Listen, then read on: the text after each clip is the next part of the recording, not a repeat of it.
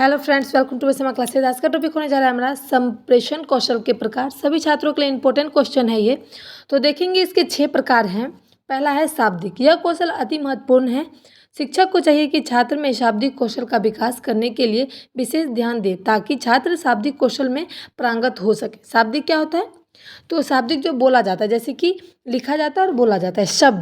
शब्द को हम लिख भी सकते हैं और बोल भी सकते हैं। इसके दो प्रकार हैं, मौखिक और लिखित। लिखना भी बहुत ही इंपॉर्टेंट होता है, मात्रों की बहुत ध्यान देना पड़ता है, और बोलना भी शुद्ध चाहिए व्याकरण के तौर से, इसलिए शाब्दिक कहते हैं।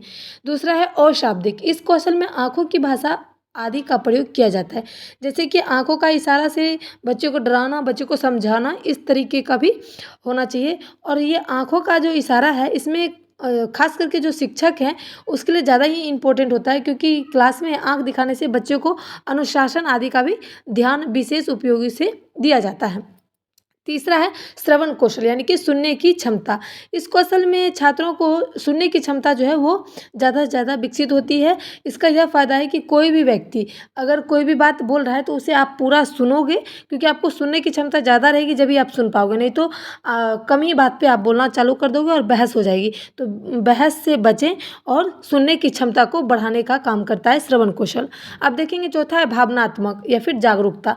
अब भावना के अनुसार इसमें क्वेश्चन में ही सबका आंसर है। देखिए, कोई ऐसा व्यक्ति हो जिसके सामने हम खुलकर सारी बातें कर सकते हैं, या फिर सारी बातें खुलकर की जा सकती हो। ठीक है, जैसे किसी का अच्छा, किसी का बुरा, किसी के दैनिक जीवन की जो होती है आपदा विपदा, वो सब बात की जा सके, क्योंकि वो अपनों के सामने ही बात किया जाता है।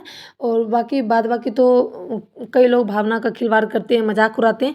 इसीलिए ऐसा विश्वसनीय आदमी हो जिसके सामने हम अपना भावनात्मक या फिर जागरूकता अपने अंदर की उसे बता सकते हैं। देखेंगे पांचवा है लिखित संप्रेषण। लिखित और मौखिक दोनों ही बहुत ही इसका जो है तालमेल ज़्यादा बैठता है, यानी कि साथ साथ लिखना और बोलना, इसमें भी बहुत ही कौशल होता है। इसमें विज्ञान जो होता है वो अति आवश्यक है। हमारे दैनिक दिनचर्या जो भी है, अगर हम उसे लिखेंगे तो उसे हमें बोलना भी पड़ेगा। अगर हम सुश्रुत बोलेंगे तभी हम उसे सुश्रुत लिख सकते हैं। इसमें मात्राओं की बहुत ही ध्यान देना पड़ता है, इसीलिए इसे हम संप्रेषण के माध्यम से हम इसे समझ सकते हैं। ऑफिशियल कार्यक्रम में ज़्यादातर इसे ध्यान दिया जाता है।